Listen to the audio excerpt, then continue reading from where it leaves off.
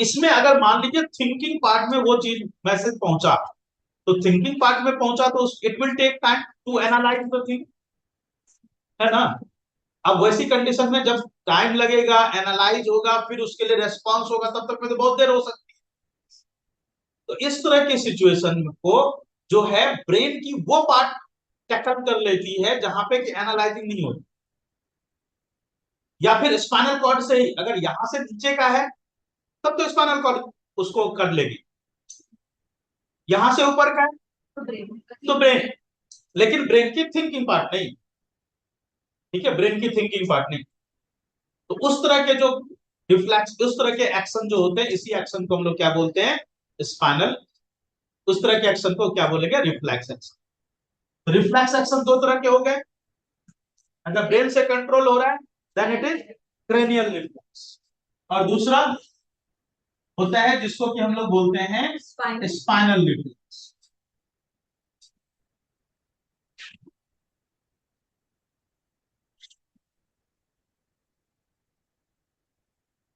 Controlled by brain and spinal cord is controlled by spinal reflex is controlled by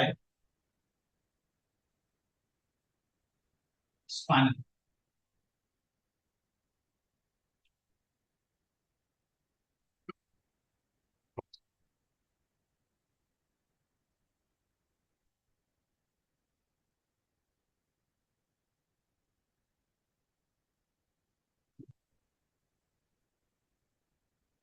Unconscious part, cranial reflex जो control होगा, that will be controlled by unconscious part of it. जैसे कोई ऐसा example बताओ, अगर कोई गर्म तवा नहीं, इसका इसका कोई एग्जांपल बताओ, क्रेनियल। एकदम से आग लाइट मार दी। हाँ, हाँ बॉल आ रही है आपकी तरफ, अचानक से आपने सिर को मूव किया। हेड के पार्ट में जो ऑर्गन है, इसकी मूवमेंट जो होगी वो क्या कहलाएगी, spinal reflex. Sorry, cranial reflex, वो क्या कहलाएगी, क्रेनियल रिफ्लेक्स। जैसे मान लो कि अचानक आप सोए हुए हो, अचानक किसी ने लाइट जला दी, स्टिमुलस के कारण, एक्सटर्नल स्टिमुलस है वहां। हाँ चलिए, ओके। तो इसमें क्रेनियल रिफ्लेक्स में एग्जांपल लिखें, yawning,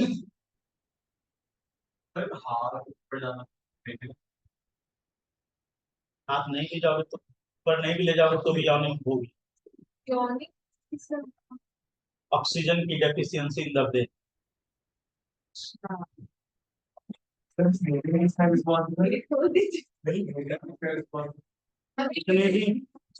dust particle sneezing, yawning, shortening of eye pupil,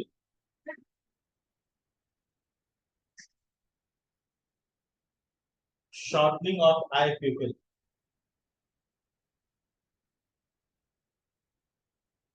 next में लिखें,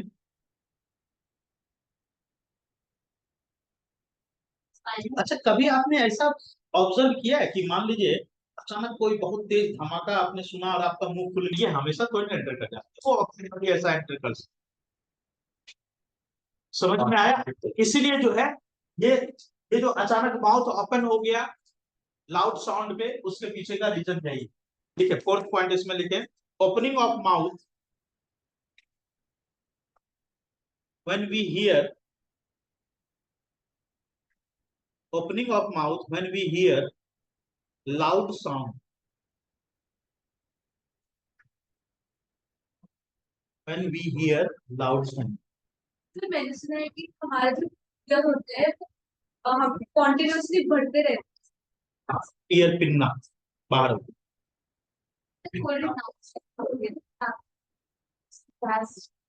इसका, हाँ तो वो तो कॉमन ओपनिंग होती है ना नोज और माउथ की। पेरिस्टाल्टिक मूवमेंट होता है ना, तो पेरिस्टाल्टिक मूवमेंट जो है वो कब होगा, पेरिस्टाल्टिक मूवमेंट जैसे फूड एंटर किया वहां शुरू हो गया पेरिस्टाल्टिक मूवमेंट। तो अब ये जो रिफ्लेक्स है, ये भी तो रिफ्लेक्स ही हुआ, है ना, इनवॉलंटरी ही तो है, क्विक है। और स्टिमुलस के लिए है ना। तो ये हो गया रिफ्लेक्स। लिखो peristalsis,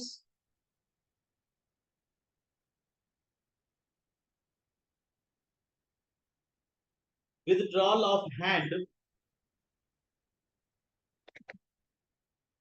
from hot object,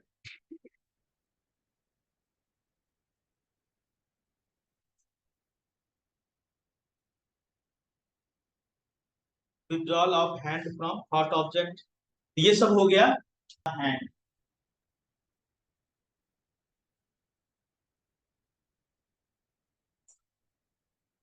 perfection क्या है? हैंड बनाए ऐसे हम कैसे बनाएंगे? आप भी हैंड से बनाएंगे। सेम डिट्टो से। डिट्टो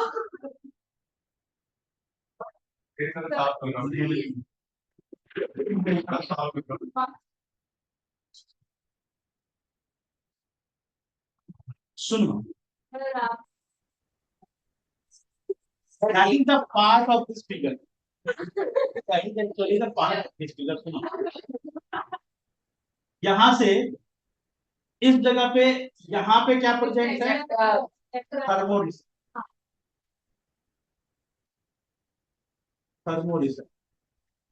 थर्मोरिसेप्टर ने मैसेज रिसीव किया। Yes sir.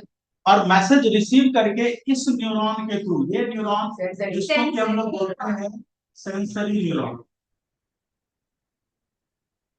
सेंसरी न्यूरॉन के थ्रू ये लेकर के गया कहां तक? ये लेकर के गया स्पाइनल कॉर्ड। ये स्पाइनल कॉर्ड तक लेकर, स्पाइनल कॉर्ड जो है, स्पाइनल कॉर्ड जो है that is actually the part of brain. Yes sir. Spinal cord के अंदर एक नर्व होता है जो कि इधर से सेंसरी न्यूरॉन और इधर से आगे जो पास होगा मोटर न्यूरॉन, इस दोनों को कनेक्ट करता है। और इसको हम लोग बोलते हैं, या तो इसका एक नाम है इंटरमीडिएट न्यूरॉन, या फिर इसी का दूसरा नाम है रिले न्यूरॉन। ठीक है, रिले न्यूरॉन। ये जो है पार्ट ऑफ ब्रेन, यहां से मैसेज आया रिले न्यूरॉन स्पाइनल कॉर्ड के अंदर इंटरमीडिएट न्यूरॉन के थ्रू, और यहां से वापस यहां पे जो हैंड के मसल्स हैं,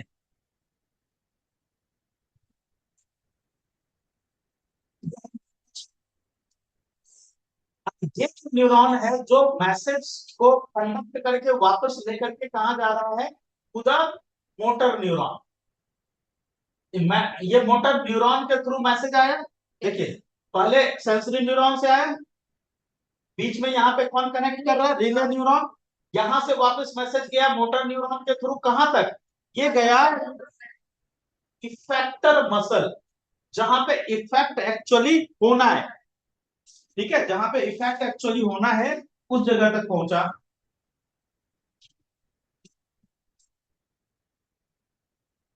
इफेक्टर मसल एक्चुअली इसी में कॉन्ट्रैक्शन होना है। इसमें जब कॉन्ट्रैक्शन होगा तो हाथ वहां से विड्रॉ हो जाए।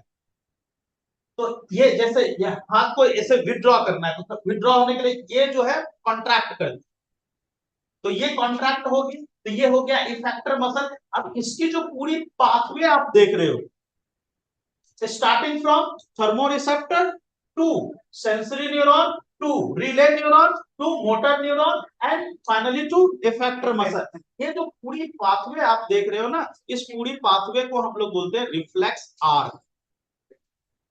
ठीक है, actually this is spinal reflex arc, क्योंकि ये स्पाइनल कॉर्ड की रिफ्लेक्स है, तो इसलिए इसको स्पाइनल रिफ्लेक्स आर्क बोला जाएगा। रिफ्लेक्स आर्क है, रिफ्लेक्स एक्शन का एग्जांपल है, but this is the example of spinal reflex. अगर कभी ऐसा एग्जांपल आ जाए क्रेनियल के लिए, तो हम वहां पे क्रेनियल रिफ्लेक्स आर्क के लिए आ जाए, तो वहां पे हम इस तरह के फिगर ड्रॉ कर सकते हैं। ये है आई प्यूपिल, यहां से ये है क्या, ये यहाँ पे कौन सा हो गया, ये फोटो रिसेप्टर, फोटो रिसेप्टर। और फोटो रिसेप्टर यहां से फिर से वही सब का सब सेम, सेंसरी न्यूरॉन यहां पे पहुंचा ब्रेन तक।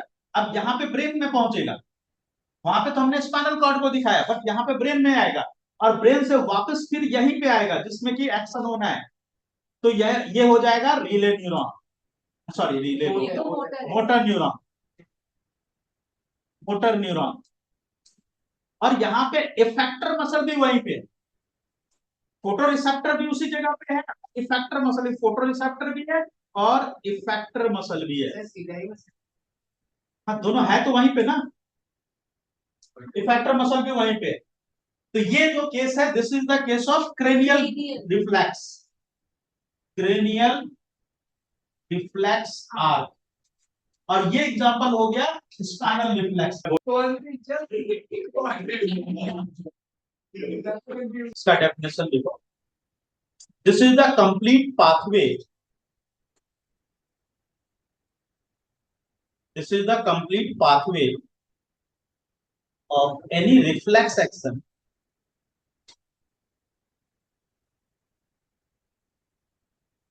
including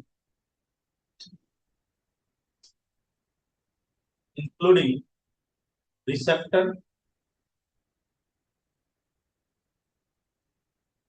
sensory neuron,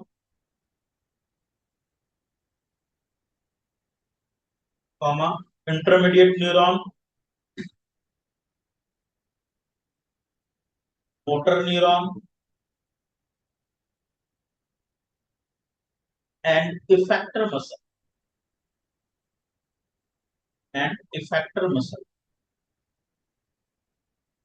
is called reflex arc. तो यही हो गया रिफ्लेक्स आर्क। क्लियर हुआ बच्चों सबको? Reflex action, reflex arc, reflex action का जो पाथवे है उसको रिफ्लेक्स आर्क। ये पांचों चीज इंक्लूड होगा इस, कौन कौन सा पांच चीज, receptor, sensory neuron, relay neuron या मोटर न्यूरॉन, कुछ भी बोलो, रिले या इंटरमीडिएट न्यूरॉन, मोटर न्यूरॉन और इफेक्टर। इस सब को की जो पूरी पाथवे है इसको हम लोग बोलेंगे रिफ्लेक्स आर्क। चलिए नेक्स्ट हेडिंग डालें, human nervous system, central nervous system को सीएनएस बोलेंगे। दूसरा होता है जिसको बोला जाता है पेरिफेरल नर्वस सिस्टम,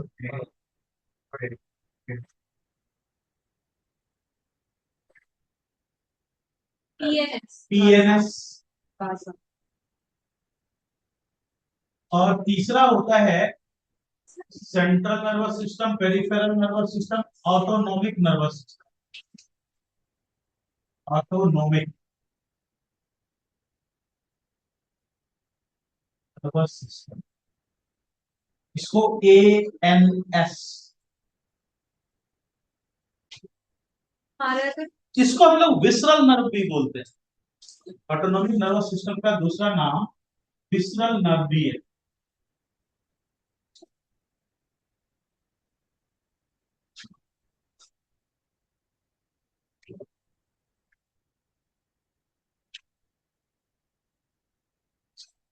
देखो जैसे मान लो मैं एक ऐसे छोटा मोटा डायग्राम, इसको डिटेल में हम लोग पढ़ेंगे आगे।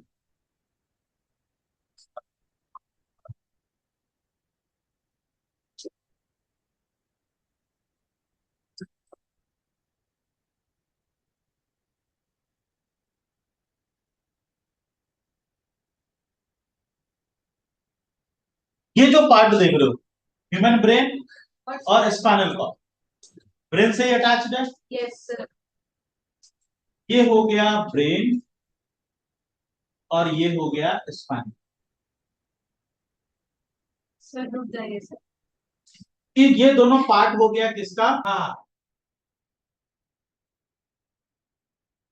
it emerges from brain and connects all organs of all organs present in,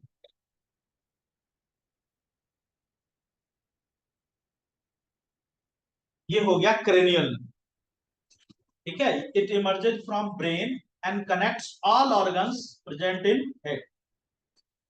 अच्छा, इसी तरह से स्पाइनल कॉर्ड से नर्व्स निकल करके ये कनेक्ट करेंगे बॉडी के डिफरेंट ऑर्गन्स को, Yes. है ना। इस तरह से कनेक्ट करेंगे ये बॉडी के डिफरेंट, हार्ट को, हैंड को, यहां से नीचे, यहां से नीचे। तो अब इस वाले नर्व को बोला जाएगा spinal nerve, spinal nerve. It emerges from spinal cord and connects all organs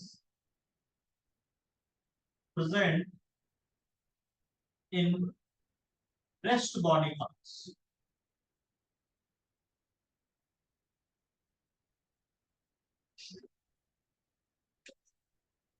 cranial nerve समझ में आया, किसको बोला? Yes. स्पाइनल नर्व समझ में आया। इस दोनों को कलेक्टिवली हम लोग बोलेंगे PNS. CNS is brain and spinal cord, और पीएनएस किसको बोला? पीएनएस बोला वो नर्व जो ब्रेन से निकल करके हेड के ऑर्गन्स को कनेक्ट कर रहा है और स्पाइनल कॉर्ड से निकल करके रेस्ट बॉडी ऑर्गन्स को कनेक्ट कर रहा है, इसको हमने बोला स्पाइनल नर्व।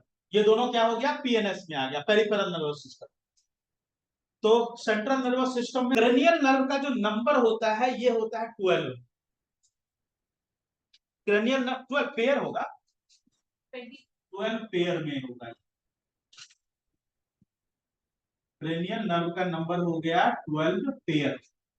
स्पाइनल नर्व का नंबर होता है 31 पेयर।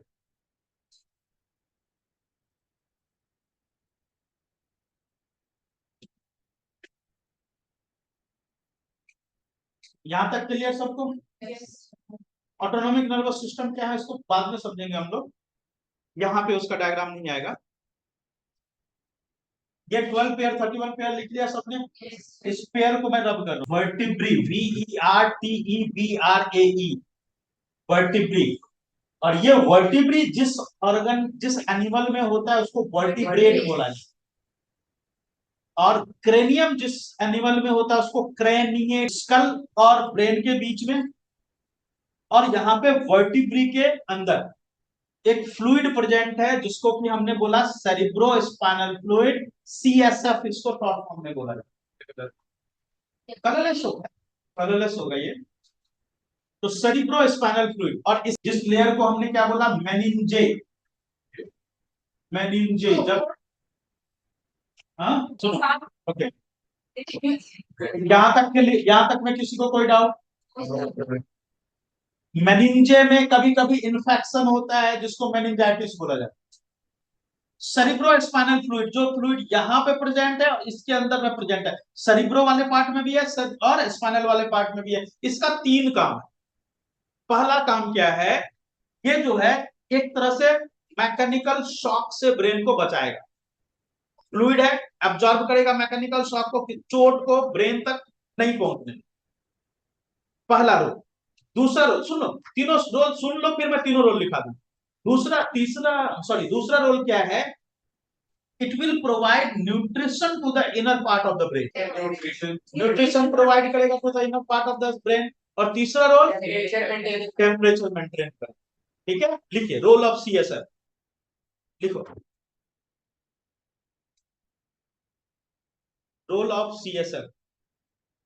पहला पॉइंट में लिखो, it provides nutrition, it provides nutrition to the inner part of brain and spinal cord, to the inner part of brain and spinal cord।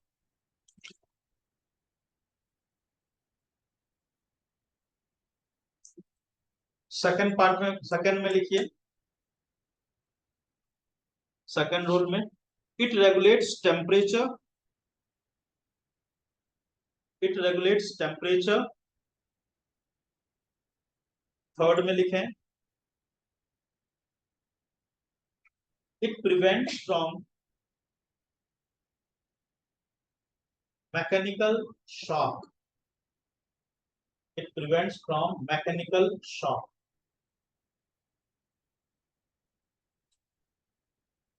Okay, Yes. तो ये हो गया। ओके चलो, ओके बच्चों, बाय बाय देन। आज की class over करें।